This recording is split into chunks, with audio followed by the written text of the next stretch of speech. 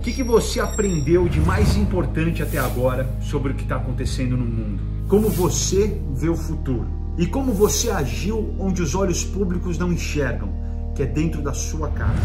Senhoras e senhores, para tentar entender o que está acontecendo no mundo e com nós mesmos, eu vou fazer 3 perguntas para um dos maiores empreendedores sociais do nosso país, o cara mais bem conectado com cabeças pensantes do mundo inteiro, o que faz com que o seu ponto de vista e a sua própria curiosidade seja extremamente aguçada e criativa.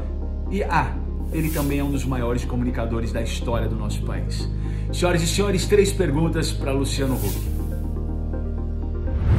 Lu, vamos lá. Primeira pergunta. Você é um comunicador que conhece mais o Brasil do que a grande maioria dos políticos, né? E você tem buscado fontes diferentes de entendimento sobre o que está acontecendo, abre as suas redes, seu Instagram, para visões completamente distintas, mas ao mesmo tempo complementares, né? De pessoas do mundo todo, de todas as classes sociais, sobre o que está acontecendo. Misturando esse caldeirão todo que você está mexendo desde que começou a pandemia, o que você aprendeu de mais importante até agora sobre o que está acontecendo no mundo? Fala, amigos! Obrigado aí pelas perguntas. Tenho assistido também todo o material que você está produzindo, com a sua esposa, com seus filhos, as suas mensagens, seu apoio à União São Paulo. Muitos amigos envolvidos aí nessa iniciativa em São Paulo também. A gente fez a União Rio, aqui no Rio de Janeiro está indo muito bem também e se espalhou pelo Brasil todo. Então aí parabéns por todas as suas iniciativas. A sua provocação é boa, né? Acho que se a gente não conseguir refletir e pensar sobre tudo isso que a gente está passando juntos, eu acho que, além de todo o sofrimento imposto a tantas famílias e à sociedade como um todo, vai ter sido um tempo perdido, e não pode ser um tempo perdido. Eu acho que a gente tem que aprender com tudo isso que a gente está vivendo para poder fazer diferente no futuro e para que nossos filhos lembrem da pandemia no futuro como um ponto de inflexão, de transformação, onde mesmo com todo o sofrimento a vida melhorou. Eu acho que a gente vinha de um ciclo no mundo onde, assim, caminhos estranhos, né? Lideranças mais belicosas, mais autoritárias, xenofobistas, terraplanistas, lideranças negacionistas, né? Conflituosas, estavam ganhando espaço no mundo inteiro, né? Políticas, gente defendendo política de quem não era daqui não pertence a esse lugar, de quem pensa diferente é inimigo, nós contra eles, de não diálogo, de uma polarização, de uma violência nas redes sociais extremada, na desconstrução do que é diferente. Então, eu acho que a gente tem uma chance agora de sair desse ciclo melhor do que a gente entrou. Acho que a prova de que o mundo está mais interconectado do que nunca, que uma marolinha na casa do vizinho pode virar um tsunami do outro lado da rua, de que a favela está sim conectada com o asfalto, de que estamos todos realmente no mesmo barco e é um planeta só. Então, eu acho que quem sabe a gente tem a chance de sair dessa pandemia mais solidário, mais generoso, mais olhando a floresta toda e não só a própria árvore, né? Eu acho que tem essa chance, sim. Acho que a gente tem que buscar essa narrativa da esperança, cara, que é impossível alguém ser muito feliz ou alguém ser muito rico quando você tem muita tristeza ou muita pobreza à sua volta. Então é pensar no bem-estar comum. Eu acho que esse é um aprendizado da porta para fora, né? Das nossas casas, como mundo, tal, e da porta para dentro. No final das contas, em meio à pandemia, o que sobra mesmo é o que a gente tem de mais precioso, que é a família, que é o que a gente tem da porta para dentro. Então usar esse momento de uma maneira espiritual até, de estar mais conectado do que nunca com a nossa família. Acho que mesmo isolados, né, todos nós estamos mais conectados do que nunca. Acho que a sua pergunta me fez essa reflexão, essa provocação. Vamos lá, segunda pergunta, olhando para o futuro. Tem vários estudos, projeções que a gente vai entrar num tempo de novas dinâmicas, né? Tem previsão falando que no cenário pós-pandemia a gente vai ter um cuidado extremo com hábitos de limpeza, olhar diferente para a solidariedade, comportamento diferente em termos de atividades sociais, né? Evitando aglomerações, além também de estarem prevendo grandes índices de desemprego e instituição do home office, por exemplo, entre tantos novos hábitos e costumes. Viajar, por exemplo, imagina como é que não vai mudar isso, né? O que você acredita que veio para ficar como uma nova realidade que a gente vai ter após a pandemia? Como você vê o futuro? Mion, acho que muita coisa vai mudar, né? Eu conversei com muita gente, tenho conversado com muita gente ao longo dessas últimas semanas, tentando construir um pouco dessa narrativa. Por um lado, eu acho que a ciência é baseada em evidências, não tem jeito, então tem um tempo natural das coisas, mas que nunca a ciência, nessa fase da humanidade que a gente vive moderna, teve toda tão dedicada e com tantos recursos disponíveis para achar solução para um problema. Então o mundo inteiro, os cientistas, os laboratórios, os recursos estão todos muito focados em achar uma vacina que seja eficiente e você possa produzir em volumes exponenciais para chama isso, para você imunizar a humanidade no vírus. Fora isso, com o tempo também acho que ele vai começar a rodar mais pelas populações e a população também vai gerando naturalmente anticorpos. Mas é o fato que tem um tempo para isso acontecer.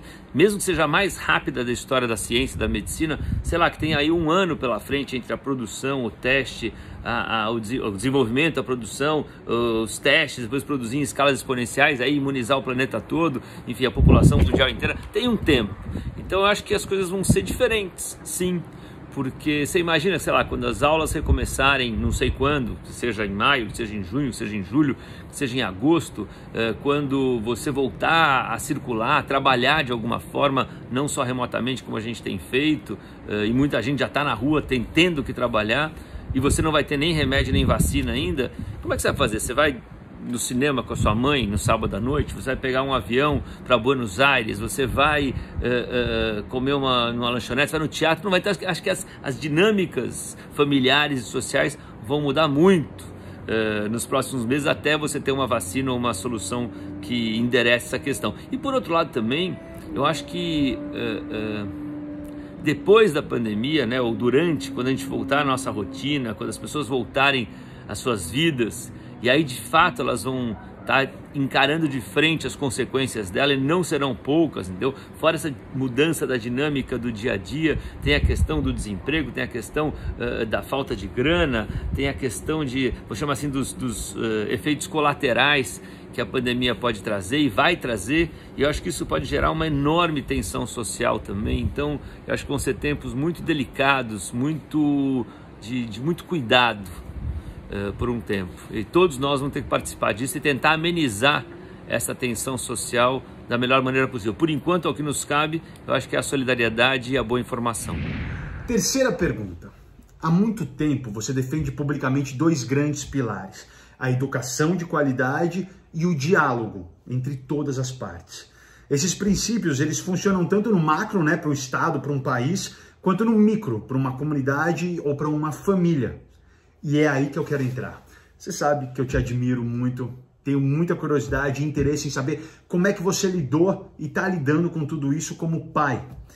Como você contou para os seus filhos sobre o que está acontecendo no mundo, quais as principais conversas que você teve com eles, com sua esposa, com seus pais, e como você agiu onde os olhos públicos não enxergam, que é dentro da sua casa. Você falou de educação, né? Para mim, acho que esses 20 anos de estrada de televisão aí, rodando o país, a coisa que mais me incomoda é ter testemunhado tão de perto esse abismo social que a gente vive, né? Essa desigualdade abissal que a gente tem no Brasil, essa coisa da desigualdade ter virado paisagem, o que é inaceitável. Você passa numa favela, você nem olha, entendeu? Aquilo parece que não é uma questão que a gente tem que tentar melhorar, né? Com todas as potências que as favelas têm, tem uma série de deficiências também, que é o que está aparecendo agora numa questão de saúde pública, por exemplo. Então, eu tenho um receio e uma preocupação de que essa pandemia pode acentuar ainda mais essa enorme desigualdade que a gente tem no Brasil, que a consequência é a falta de oportunidade, que a consequência é essa não mobilidade social que a gente vive no Brasil, né? E a educação é uma coisa importante, porque os filhos, e isso falo dos meus também, os seus provavelmente, que estão em escolas particulares, estão de alguma forma tendo uma sua educação continuada à distância, e aí tem os Google Classrooms da vida, os tantos aplicativos e professores disponíveis, enquanto os 50 milhões de alunos da rede pública estão, sua enorme maioria, sem aula, de férias por enquanto. Então a gente tem hoje um país conectado, onde quase todos os alunos, ou ele, ou a mãe, ou o pai, tem um chip em casa de celular, pago ou pré-pago, pós-pago ou pré-pago, mas funcionando, mas o sistema de educação pública no Brasil ainda é analógico, né? Então eu tenho medo dessa desconexão aumentar ainda mais a desigualdade, aumentar um distanciamento ainda maior entre a qualidade da educação pública e privada e as suas consequências que vêm no futuro. Então eu vejo com bastante preocupação isso. Acho que também dentro de casa as dinâmicas familiares vão mudar bastante também, o jeito que as crianças estudam, o jeito que elas consomem conteúdo, o jeito que a gente lida com o trabalho, com a necessidade de estar nos lugares. Acho que é isso. A sua pergunta em relação à comunidade me preocupa bastante. Em relação à família, eu acho que as dinâmicas vão mudar também. Bom, acho que é mais ou menos por aí. Espero que eu tenha respondido com algum conteúdo, alguma objetividade às suas perguntas. Parabéns aí pelo seu trabalho. Conta comigo para trocar ideia quando você quiser. E eu acho que, como eu venho dizendo, a solidariedade tem que ser mais contagiosa que o vírus. Então eu venho dando parabéns à sociedade civil que teve essa capacidade de organizar doações exponenciais no Brasil inteiro e que tem, não na sua integralidade, mas tem ajudado muitas famílias que foram dragadas à pobreza em poucas semanas, angustiadas, com medo, sem saber o que vai ser futuro, que nunca imaginou que poderia faltar comida na mesa e estava faltando ou está faltando. Então acho que a sociedade civil está de parabéns mesmo aí por essa articulação toda e você faz parte dela. Valeu, tudo de bom, tá? E dá um beijo, Suzana e as crianças aí. Fiquem com Deus. Valeu, Marcos. Tchau, tchau.